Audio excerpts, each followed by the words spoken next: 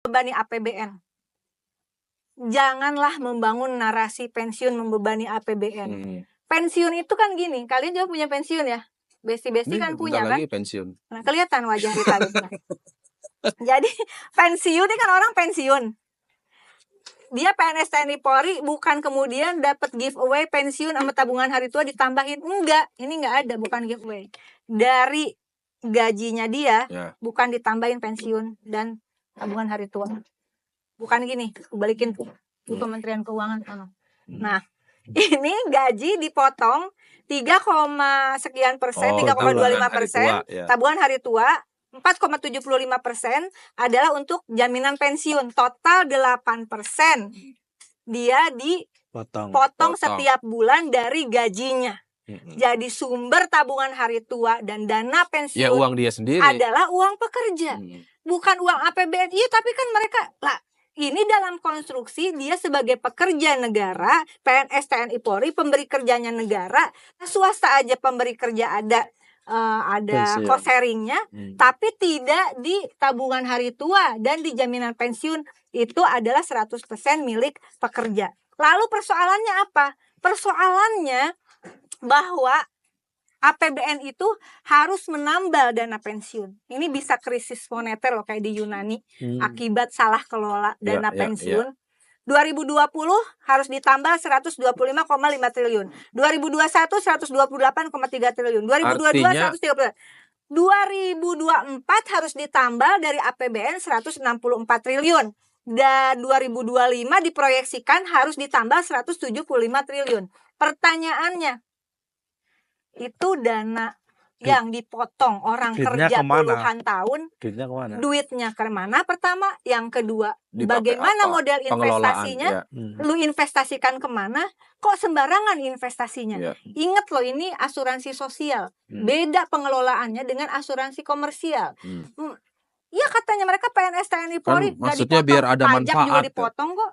Katanya biar ada manfaatnya pensiunnya makin gede. Terus kemudian makanya itu pengelolaannya banyak yang salah menempatkan dana. Akhirnya kan yang dirugikan yang pekerja salah juga. Kan bukan pensiunannya. Iya betul, pengelolanya. Jangan, makanya itu kekerasan simbolik loh. Lewat bahasa. Ketika saudara-saudaraku yang terhormat di Kementerian Keuangan mengatakan pensiun membebani APBN, sama dengan mengatakan PNS TNI Polri dan siapapun yang dipotong upahnya, kita semua dipotong upahnya, membebani negara.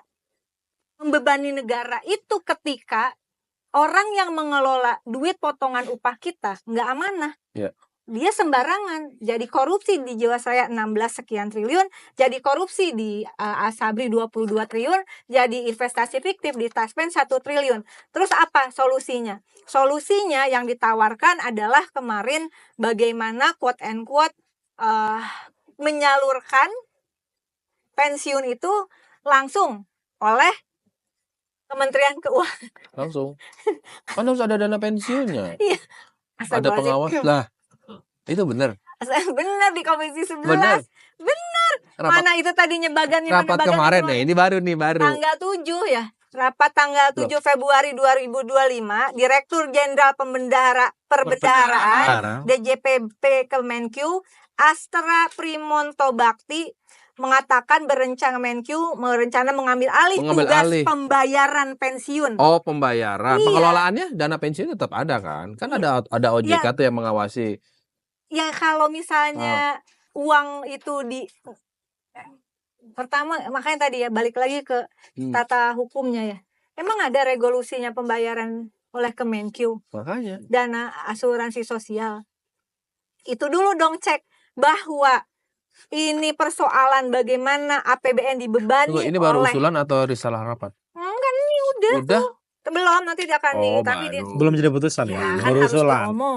Kalau enggak keburu diputusin mah. Semoga tidak segera diputuskan setelah diomongin di lanturan. Gitu kan kira-kira? Iya, karena itu ada duit total THT sama dana pensiun di unaudited cut off 2024 total 448,75 triliun. Berarti dia menarik dana dong. Aku tidak mau berasumsi ya, tapi itu nggak bisa. Nggak mungkin kan? Benerin. Cara kerjanya dibenerin, perkuat pengelolaan investasi, tata kelola Iya, dan manajemen resiko yang pengawasannya, benar, iya. pengawasan agar investasi stabil dan Selama ini kan, menguntungkan begitu.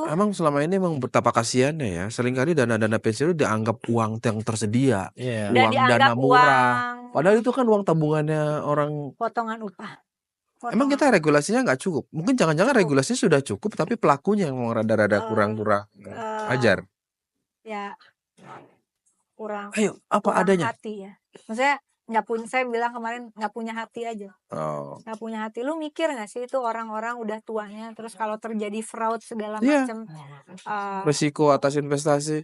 oleh karena itu di dalam filsafat perjumpaan dengan korban itu menjadi penting. Biar Dan merasakan, bisa biar dimediasi. membangun empati ya. Ya, jadi kita melihat air mata langsung, mendengarkan suaranya langsung. Ini kalau bagian gak enak-enak larinya ke sini.